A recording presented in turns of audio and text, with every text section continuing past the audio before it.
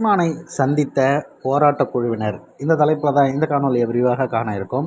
பரந்தூர் மக்கள் அனைவரும் அண்ணன் சீமான் அவர்களை காண்பதற்காக காத்திருந்து அவரை சந்தித்து நன்றி தெரிவித்துவிட்டு சென்றிருந்தாங்க. மிகவும் நெகிழ்ச்சியான ஒரு தருணம். இதற்கான காரணம் என்ன அப்படிங்கிறத எல்லாருக்கும் தெரிஞ்சிருக்கும்னு நினைக்கிறேன்.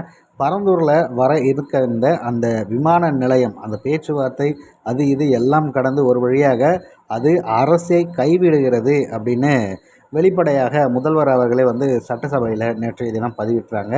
இந்த மிகப்பெரிய ஒரு வரலாற்று நிகழ்வு முழுக்க முழுக்க அந்த பரந்தூர் மக்களுக்கான வெற்றி அப்படின்னு தான் நம்ம சமர்ப்பிக்கிறோம். ஏன்னா இதை நிறைய பேர் சொந்தம் கொண்டாடுறதுக்கு அப்படின்லாம் வந்துடுறாங்க.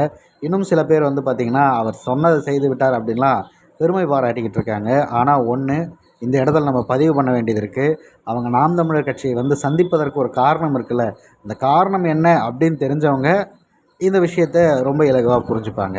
மக்களுக்கு எது தேவை, அவர்களுக்கு எதனால் பிரச்சனை இருக்கிறது அப்படிங்கிறத தெளிவாக தர்க்க ரீதியான அறிவோட கேள்வி கேட்குறது நாம் தமிழர் கட்சி மட்டும்தான். அந்த வகையில் அங்கே இந்த ஒரு ஏர்போர்ட் வருவதன் மூலயமாக எத்தனை கிராமங்கள் அழிக்கப்படுகிறது, விளைநிலங்கள் நாசமாக்கப்படும்.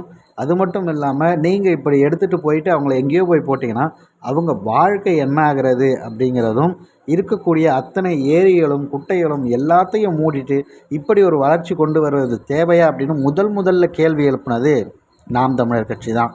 இந்த போராட்ட காலத்தில் மக்களோட நின்று அந்த மக்களை தன்னுடைய அரசியல் கட்சி மேடையில் ஏறி அவர்கள் கஷ்டங்களை பற்றி பதிவிட சொன்னது நாம் தமிழர் கட்சி தான். அவர்களுக்கு எதிராக ஏதாவது குரல் கொடுப்பது, அவர்களை கைது செய்ய அப்பொழுது இருந்த திமுக அரசு முற்படுகிறது அப்படின்னோடனே முதல் ஆளாக களத்தில் வந்தது நாம் தமிழர் கட்சி தான்.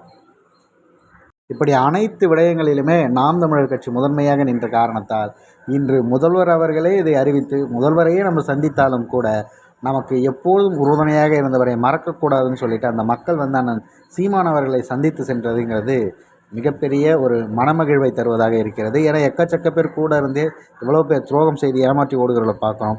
ஆனால் இந்த ஒரு வெற்றிக்கு நீங்களும் காரணம், உங்களுக்கு நன்றி தெரிவிக்கிறோம்னு அந்த மக்கள் சென்றிருப்பது, அவர்கள் தனது மகிழ்வை பகிர்ந்து கொண்டு சென்றது அப்படிங்கிறது உண்மையிலே நமக்கு மனமகிழ்வை தருகிறது.